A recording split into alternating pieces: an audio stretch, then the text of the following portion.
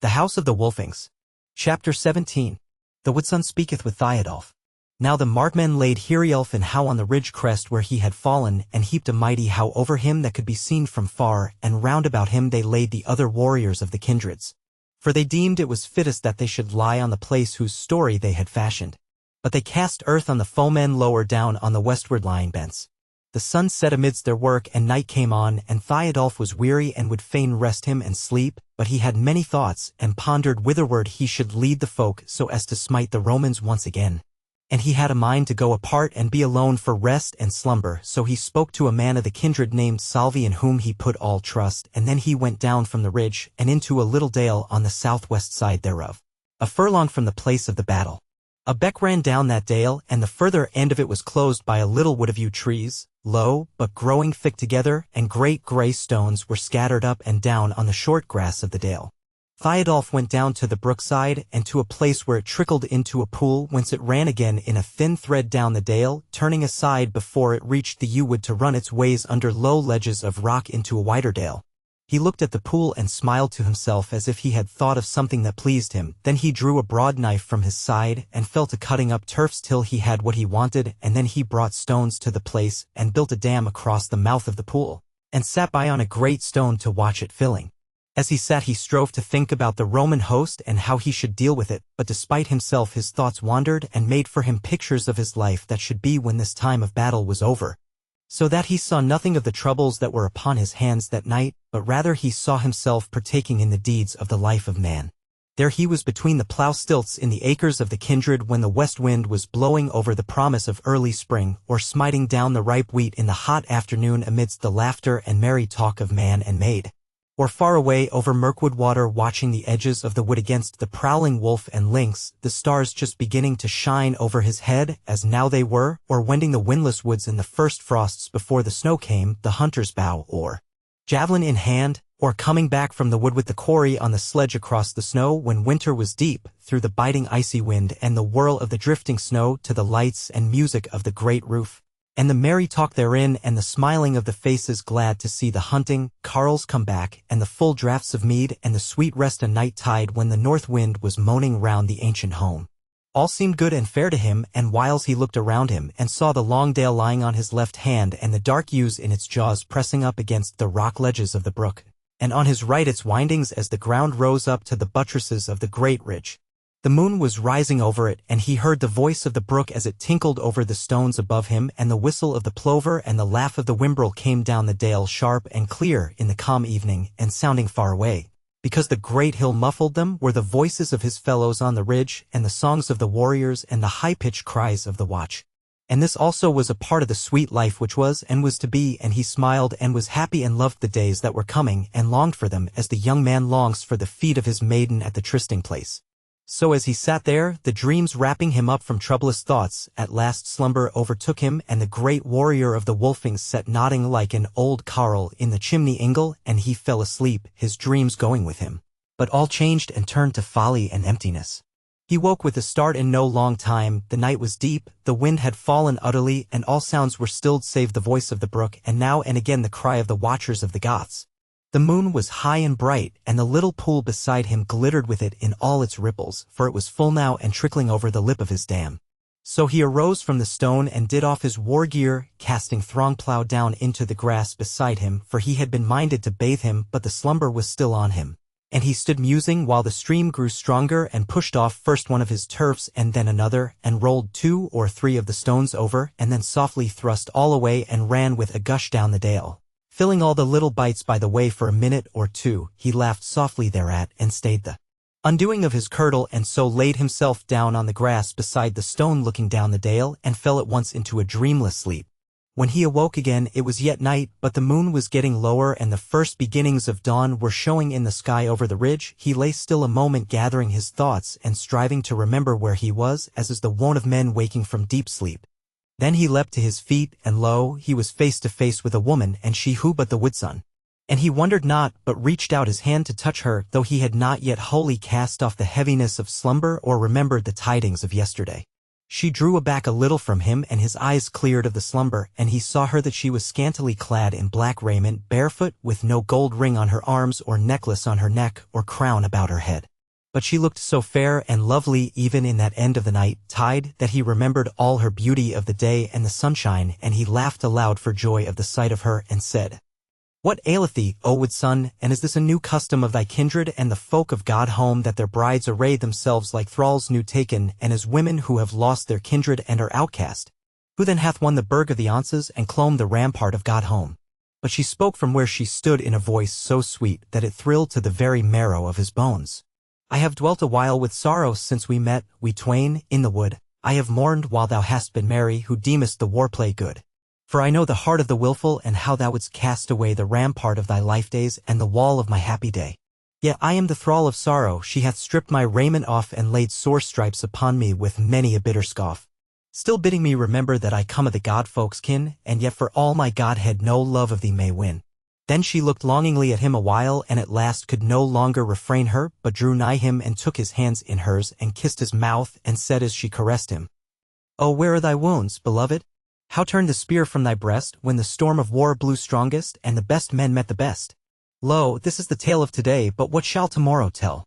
That Theodulf the mighty in the fight's beginning fell, that there came a stroke ill-stricken, there came an aimless thrust, and the life of the people's helper lay quenched in the summer dust. He answered nothing, but smiled as though the sound of her voice and the touch of her hand were pleasant to him, for so much love there was in her that her very grief was scarcely grievous. But she said again, "Thou sayest it, I am outcast, for a god that lacketh mirth hath no more place in God home and never a place on earth. A man grieves, and he gladdens, or he dies, and his grief is gone, but what of the grief of the gods, and the sorrow never undone? Yea, verily I am the outcast. When first in thine arms I lay on the blossoms of the woodland, my godhead passed away. Thenceforth unto thee was I looking for the light and the glory of life, and the gods' doors shut behind me till the day of the uttermost strife. And now thou hast taken my soul, thou wilt cast it into the night, and cover thine head with the darkness, and turn thine eyes from the light. Thou wouldst go to the empty country where never a seed is sown and never a deed is fashioned, and the place where each is alone. But I thy thrall shall follow, I shall come where thou seemest to lie, I shall sit on the howe that hides thee, and thou so dear and nigh. A few bones white in their war gear that have no help or thought, shall be Theodulf the mighty, so nigh, so dear and not."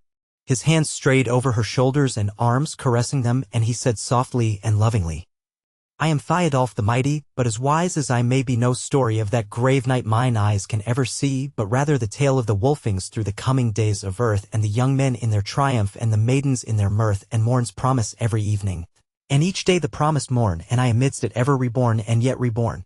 This tale I know, who have seen it, who have felt the joy and pain, each fleeing, each pursuing, like the links of the Drawell's chain, but that deedless tide of the grave mound, and the dayless nightless day, e'en as I strive to see it, its image wanes away. What sayst thou, the grave mound?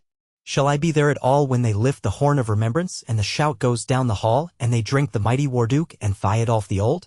Nay, rather, there where the youngling that longeth to be bold sits gazing through the hall reek, and sees across the board a vision of the reaping of the harvest of the sword, there shall Theodulf be sitting. E'en there shall the youngling be that once in the ring of the hazels gave up his life to thee."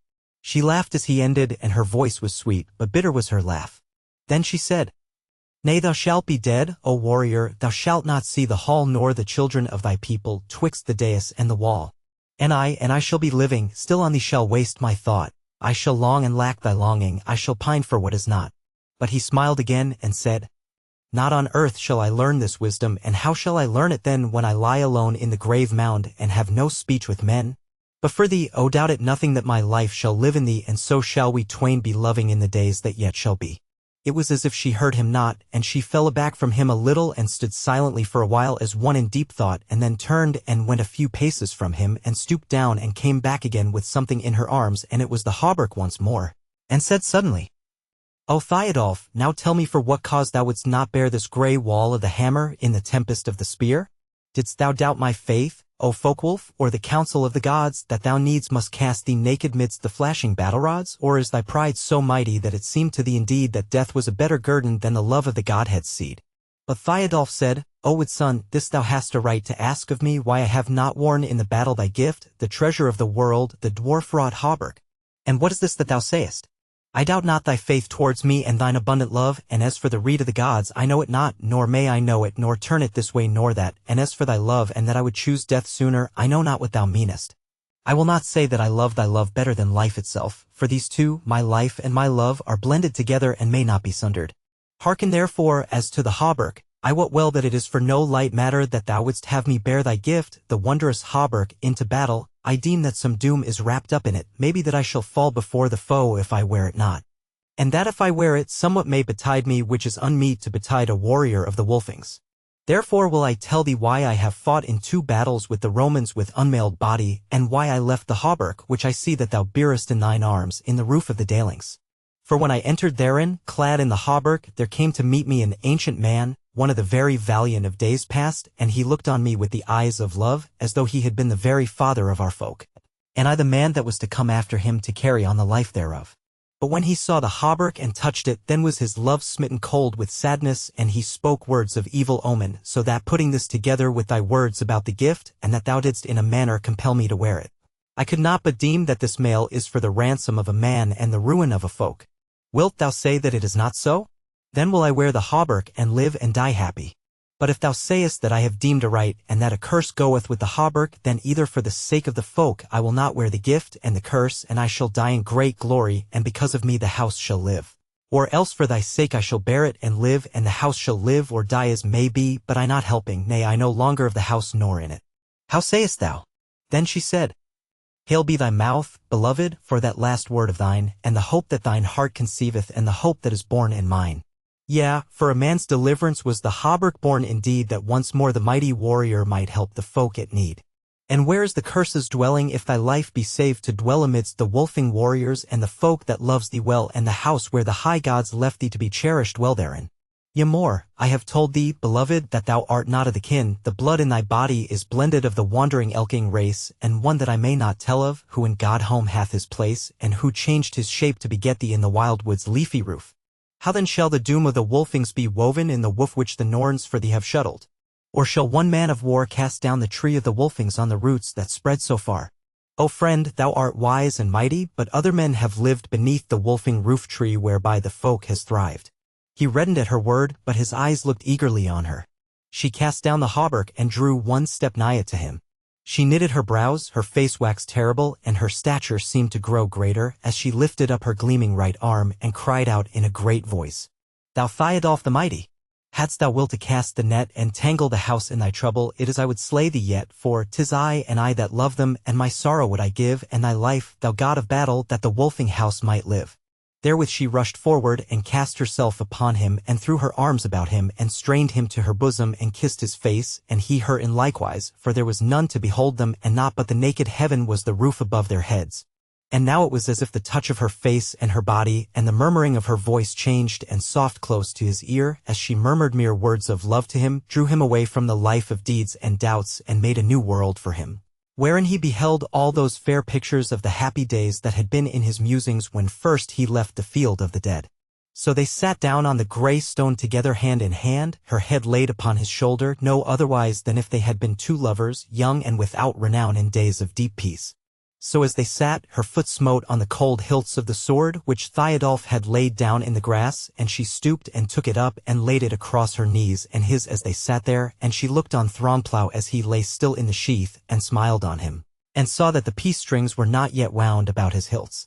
So she drew him forth and raised him up in her hand, and he gleamed white and fearful in the growing dawn, for all things had now gotten their colors again, whereas amidst their talking had the night worn, and the moon low down was grown white and pale. But she leaned aside and laid her cheek against Theodulf's, and he took the sword out of her hand and set it on his knees again, and laid his right hand on it, and said, 2 things by these blue edges in the face of the dawning I swear, and first this warrior's ransom in the coming fight to bear, and evermore to love thee who hast given me second birth.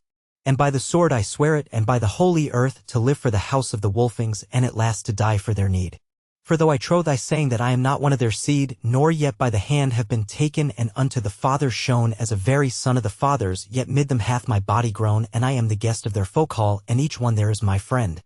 So with them is my joy and sorrow, and my life, and my death in the end. Now whatso doom hereafter my coming days shall bide, thou speech friend, thou deliverer, thine is this dawning tide. She spoke no word to him, but they rose up and went hand in hand down the dale, he still bearing his naked sword over his shoulder, and thus they went together into the yew copse at the dale's end. There they abode till after the rising of the sun, and each to each spake many loving words at their departure, and the wood sun went her ways at her will. But Theodulf went up the dale again, and set Throngplow in his sheath, and wound the peace strings round him. Then he took up the hauberk from the grass whereas the wood sun had cast it, and did it on him as it were of the attire he was wont to carry daily. So he girt Throngplow to him, and went soberly up to the ridge top to the folk, who were just stirring in the early morning.